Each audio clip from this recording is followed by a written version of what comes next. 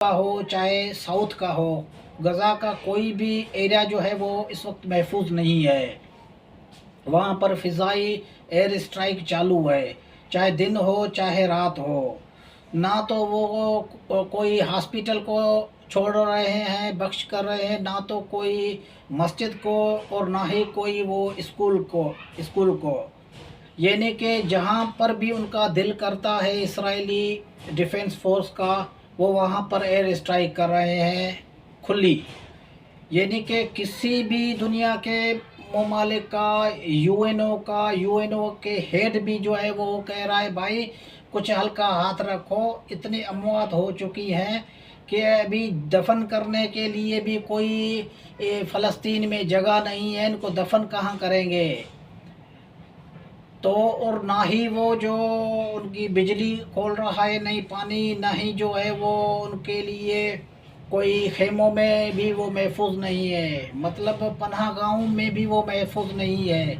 ये सरासर जो है वो इंटरनेशनल क्राइम है, वार क्राइम है ये, जिसमें जो जंगों के भी एक इंसानी हुकूक होते हैं, सिविल राइट्स होते हैं, वार क्राइम का मुर्तकब हो चुका है इसराइल। यूनाइटेड नेशन की अपील की है, WHO ने अपील की है इसराइल को कि आप बराए मेहरबानी करके जो आपने इनखला का कहा है कि जुनूब से लेकर आप मगरिब तक चले जाएं, तो इधर उधर उनको घुमा रहे हैं, लेकिन बमबारी तो रुक नहीं रही, लोगों की अमवात तो जारी है। तो अभी वो कह रहे हैं कि भाई हम ग्राउंड ऑपरेशन क्लियर करने के लिए, ताकि हमें जो ज़मीनी हमारी फ़ौज है उनका कम से कम नुकसान हो। यानी कि वो चाहते हैं कि हम सारी आबादी को जो है वो कुचल दें, उसके बाद हम गज़ा में एंटर हों, ताकि जो हमारा कोई भी फ़ौजी और उसको किसी भी किस्म की जो है वो मदाखलत का सामना न करना पड़े। कल एक इसराइल की जो एक आर्मी है उसका मेजर जनरल कल CNN और फॉक्स चैनल जो बरतानिया का है, CNBC अमेरिका का है, वहाँ पर वो इंटरव्यू दे रहा था कि वो बोल रहा था कि हम जो है वो इस फ़लस्तीन के अंदर, गज़ा के अंदर इंसानी बहरान और माशी बहरान पैदा करेंगे। यानी कि वहाँ पर हम खाने के लिए, पीने के लिए, रहने के लिए ऐसा निज़ाम हम वहाँ पर ऐसा माहौल बना देंगे, ना तो रहने के लिए घर होगा, न पीने के लिए पानी, न खाने के लिए कुछ खुराक। यानी कि इंसानी बहरान और मुआशी बहरान हम पैदा करके फिर ही हम जो है वो हमास पर गलबा हासिल कर सकते हैं। अदरवाइज़ हम जो है वो हमास को शिकस्त नहीं दे सकते। हमारे पास और कोई रास्ता नहीं है, हमने सारे जो है वो ऑप्शन इस्तेमाल कर लिए हैं।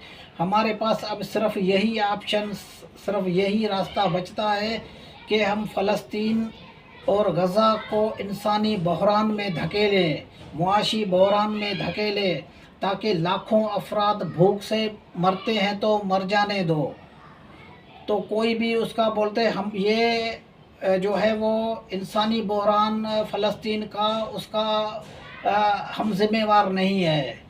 और ना ही ये गज़ा का जो इंसानी बहरान है ये हमारा मसला है।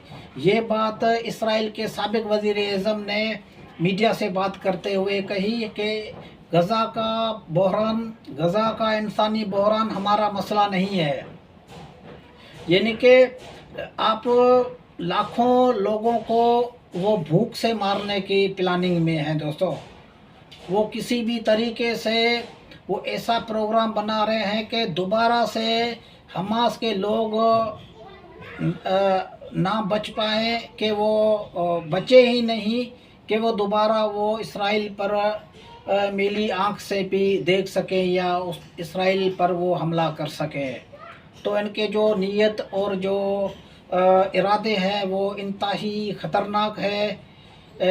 और जो ईरान है उसने धमकी दी है इसराइल को کہ آپ اتنا بھی زیادہ ریڈ لائن کراس نہیں کرو، ورنہ تمہیں بھی جو ہے وہ منہ کی کھانی پڑے۔ اور باقی جو ہے وہ عرب ممالک ہیں وہ امدادی سامان غزہ تک پہنچا رہے ہیں۔ باقی جو مغربی ممالک ہیں وہ بھی امدادی سامان کی حد تک تو وہ غزہ واسیوں کی سپورٹ کر رہے ہیں، اس میں کوئی شک نہیں ہے۔ جو انسانی حقوق کی تنظیمیں ہیں پوری دنیا میں جو پھیلی ہوئی ہے، سب وہ یہی کہہ رہی ہیں کہ آپ امدادی سامان جو ہے وہ 21-22 لاکھ لوگوں تک آپ پہنچاؤ۔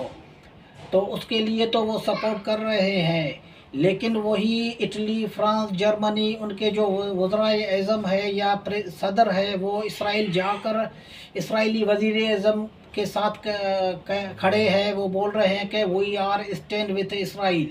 اب ان کی مغربی جو لیڈر ان کی حالت یہ ہے، وہاں پر تو کہہ رہے ہیں نہیں یہ انسانی حقوق کی خلاف ورزی ہے، اور وہاں پر جو اسرائیل میں پہنچ کر وہ اسرائیلی وزیر اعظم کے ساتھ کھڑے میڈیا سے بات کرتے ہیں وی آر اسٹینڈ وتھ اسرائیل۔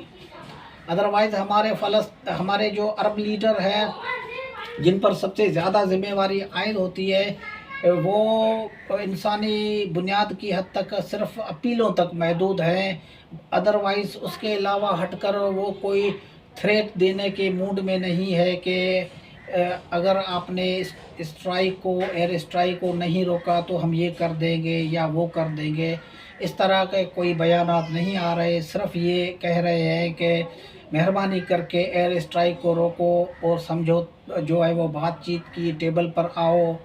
لیکن اسرائیل جو ہے وہ بغیر زمینی فوج کے، بغیر جو حماس کا صفایا کرنے سے پہلے وہ کسی بھی ایگریمنٹ یا کسی بھی سیز فائر کے موڈ میں نہیں ہے۔ یہ میں بار بار اپنے ولاگ میں کہہ رہا ہوں کہ اسرائیل کی فوج لازماً غزہ کی حدود، غزہ کی زمینی آپریشن کر کے ہی پھر چھوڑے گی، کیونکہ اس بار جو اس کو نقصان ہوا ہے وہ اس کا تاریخی نقصان ہوا ہے، اور دنیا کی بھی سپورٹ اس کے ساتھ ہے، مغرب کی سپورٹ ہے، امریکہ کی سپورٹ ہے۔